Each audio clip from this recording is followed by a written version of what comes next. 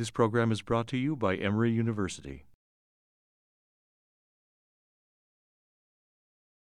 I think it's like really a lot of people on campus think that having an arts major is going to hold them back from what they want to do just because of time or whatever. And I think, well, in my med school interviews, like all they asked about was my music major. They were like completely interested in it because it was different. Like I wasn't just, a biology major with 1,000 MCAT and 4.0. And I think it's really would be valuable. People think like doing something in the arts is kind of impractical, especially on this campus.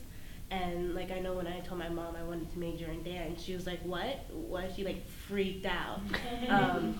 And I was like, "Yeah, I want to major in dance and anthropology." She's like, "Okay, you got anthropology." But once she actually saw what I did, and I told her about all my classes and what I've been learning, she saw the value in dance, and she saw how it's not an impractical art form. It's something like real, especially to me. And there is an academic foundation behind it. It's just not just prancing around on stage.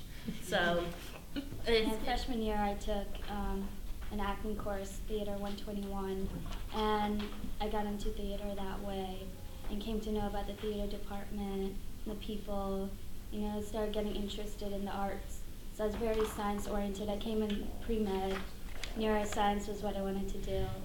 And so I started very young, deciding my double major, but didn't realize. When I came to school, I was always planning on double majoring in dance and history, but I never really saw any connection between them before college.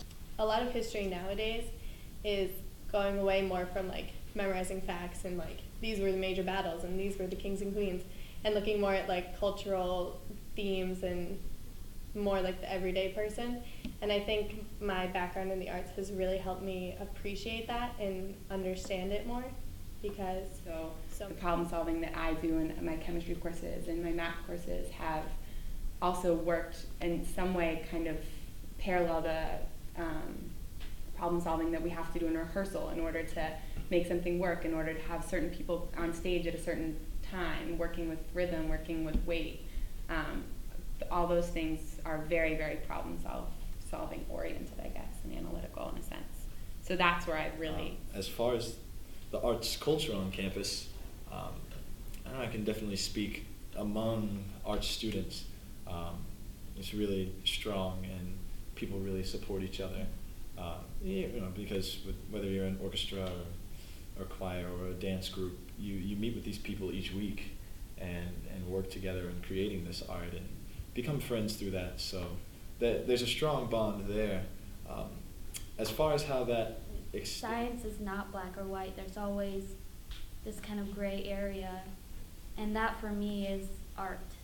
It's abstract. There's no definable answer, but it's there. And it's part of life. And so... kind of taking time to really nurture yourself as an entire being as opposed to severing things. And I think that's a huge modern problem. But I think that combining arts and bodies of knowledge elsewhere really foster a more complete human being as opposed to this severing of it, which I think is a huge, huge problem. So you're like a body-mind. So entertaining to see the interaction between the two. This is one of the best classes I've taken thus far. There's just a lot of crossover. Seems like you all represent a group of people alongside us who would be... The preceding program is copyrighted by Emory University.